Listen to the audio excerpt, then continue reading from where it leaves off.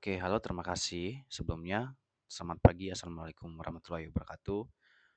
Perkenalkan, nama lengkap saya Yasman Ilzaluhu. Di sini saya akan menjawab ujian tengah semester mata kuliah Ekonomi Mikro dengan kode kelas MD101, Prodi PJJ S1 Manajemen, dan NIM 210201070077 dengan dosen pengasuh pengampun sekaligus yang saya hormati Bapak Dr. Joko Suryanto, SE, MM, CPOD. Baik Pak, langsung saja saya akan membacakan dulu soal UTS, soal ujian tengah semester, yaitu mahasiswa membuat video presentase, ulasan ataupun review atas kebijakan mikro yang pernah dikeluarkan atau ditetapkan oleh pemerintah dari era reformasi hingga era pemerintahan saat ini. Satu kebijakan saja yang direview, kemudian selanjutnya apa dampak dari kebijakan tersebut dari sisi mikro atau ekonomi. Kemudian selanjutnya review bisa dimulai dari nama kebijakan, kapan ditetapkan atau dikeluarkan, pada era pemerintahan siapa. Kemudian ulasan dibuat dengan komprehensif, kemudian upload di link YouTube, upload juga di PPT, materi presentasi. Kemudian video presentasi dibuat maksimal 10 menit, tampilan wajah dan menggunakan suara sendiri ataupun bukan AI. Oke Pak, di sini saya mengambil judul tugas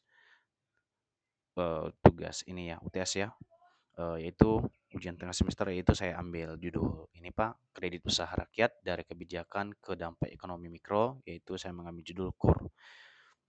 Pada video ini saya akan mengulas salah satu kebijakan mikroekonomi pemerintah Indonesia, yaitu kredit usaha rakyat atau KUR, serta menganalisis dampak dari sisi ekonomi mikro.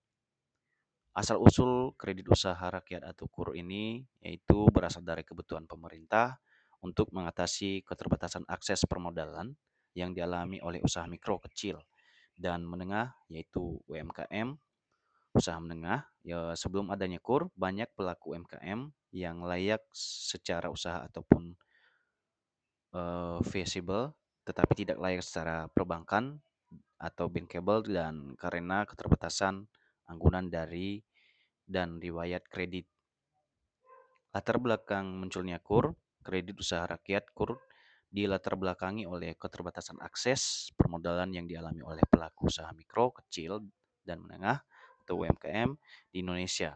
Meskipun UMKM memiliki peran penting dalam perekonomian nasional, sebagai besar pelaku UMKM mengalami kesulitan dalam memperoleh pembiayaan dari lembaga perbankan formal.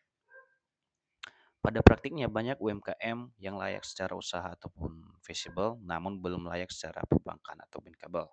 Hal ini disebabkan oleh berbagai faktor seperti keterbatasan agunan, administrasi, usaha yang belum tertata, serta minimnya riwayat kredit. Akibatnya, pelaku UMKM seringkali bergantung pada sumber pembiayaan informal dengan bunga tinggi yang justru menghambat perkembangan usaha. Selain itu, pengalaman krisis ekonomi di tahun 1998 menunjukkan bahwa sektor UMKM relatif lebih tangguh dibandingkan usaha besar. Kondisi tersebut mendorong pemerintah pada era reformasi untuk menjadi UMKM sebagai fondasi penguatan ekonomi rakyat. Namun, untuk dapat berkembang secara optimal, UMKM membutuhkan dukungan kebijakan yang memudahkan akses terhadap modal usaha. Berdasarkan kondisi tersebut, pemerintah Indonesia pada tahun 2007 meluncurkan kredit usaha rakyat atau KUR sebagai kebijakan pembiayaan mikro.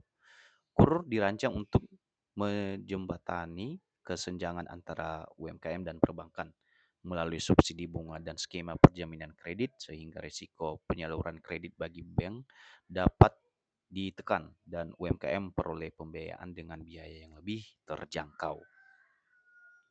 Tujuan kebijakan KUR ini, kredit usaha atau rakyat KUR ini, bertujuan untuk meningkatkan akses pembiayaan bagi pelaku usaha mikro, kecil, dan menengah atau UMKM yang memiliki usaha produktif namun belum sepenuhnya memenuhi persyaratan perbankan.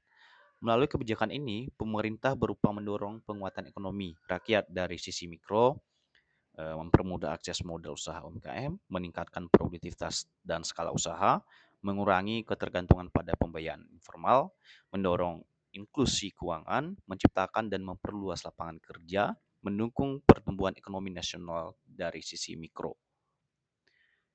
Bentuk kebijakan kredit usaha rakyat atau KUR ini sebagai instrumen ya mikroekonomi diwujudkan melalui subsidi bunga, penjamin kredit, pengaturan platform pinjaman, penyederhanaan persyaratan dan penyaluran melalui perbankan.